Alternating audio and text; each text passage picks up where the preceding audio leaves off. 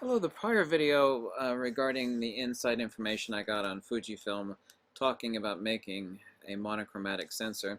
I did get a lot of comments, even though I've made like 4 or 5 videos talking about the enormous advantage of a monochrome sensor. I'd actually like to discuss that very briefly, but I'd first like to point out, and this part is of course that I'm about to tell you, is pure speculation based upon the existence of the IMX461 monochrome. The current IMX461 color bare array is found in the GFX 100. Of course, it's a 102 megapixel resolution Sony sensor, but as you can actually see here right now, this sensor in Type 3.4, by the way, Type 3.4 sensors are the same size sensors that are found in the Fujifilm GFX series, the Pentax medium format, the Hasselblad medium format.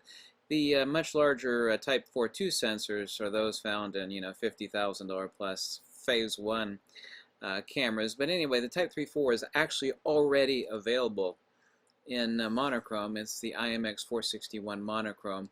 This is the actual sheet here on the IMX461 monochromatic, as you can see right here. Since it's a Type 3.4 sensor, it wouldn't have to go into a GFX 100. I would actually be happy if Fujifilm did a monochromatic APS-C sensor, but there are no known current APS-C sensors out there in monochrome. However, there is this sensor already out there right now. The serious issue that people have a mistake on, and I consulted an expert of silicon wafer lithography, a genuine expert. I talked about this a few months ago. To actually create the exact same sensor in monochrome requires a literal shutdown and retooling in the sensor fabrication, and that is extremely, he told me, is astronomically expensive. And so to actually justify a run for, say, 10,000 cameras, or in other words 10,000 sensors for a monochrome, it has to be rationalized out as far as the cost-benefit analysis. So it's not just like, well, you're going to change a few things in a few hours and then run off, X number of thousands of monochromatic sensors. It's not like that at all. He explained that to me very explicitly. But the advantages of a true monochromatic sensor is threefold. Number one, you're not cutting the light. As you can see over here, a color filter array is just an RGB discriminator. So the only thing that, say, the red or the green or the blue filter that sits directly over top of the sensor, literally immediately over top of the sensor, is doing is, of course, discriminating out each filter of light. A green filter only lets green light pass through. Red does the same, and blue only lets blue light pass through. So you get theoretically 3 times plus as much light without an RGB bare filtration over top of the sensor. So number one, you're not cutting the light, so this really makes the tonality pop. I mean, it's actually quite astonishing how it looks. Of course, you need to use a good image fidelity lens along with that too, of course.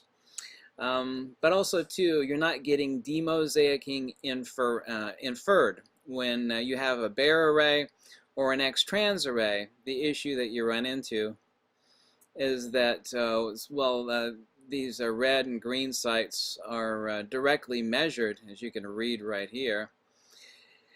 The corresponding demosaicing is the information of what that light will be. So it actually uses the bare array and the X-trans array not just for anti-aliasing, which of course it does to a certain point, but it also has to, much of the color information, or the information specifically, has to be inferred, and that is not something that's suffered under a monochromatic sensor. There's no inferring of what this light is in the corresponding blocks. And it doesn't have to be demosaically interpreted via algorithms. So there are significant advantages of an actual true monochromatic sensor. Most people don't realize what they are, but they actually are significant. What Fujifilm could do, and this is pure speculation on my part right now, is that since this is a Type 3.4 sensor found in all current GFX cameras, and the sensor exists right now the IMX461 monochrome, they could make, for example, a GFX 50 monochrome, like the GFX 50R or the GFX 50S. It better be a better idea to make one out of the form factor of a GFX 50R, and of course this sensor, since it's a newer one and it's 102 megapixel, would have to be significantly more expensive. I'm guessing somewhere in the ballpark of $1,500 plus. However, I have no idea what sort of price point Sony would give Fujifilm on the IMX461 monochrome.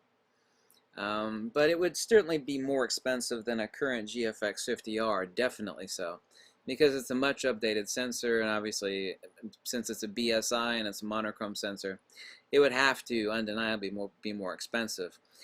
I would be happy with a crop sensor monochrome, but I don't know of any crop sensor monochromes out there other than, well, I know that one, but that one's really old, but I don't know of any current technology monochromatic crop sensors that Fujifilm could immediately pop in either this year or next year.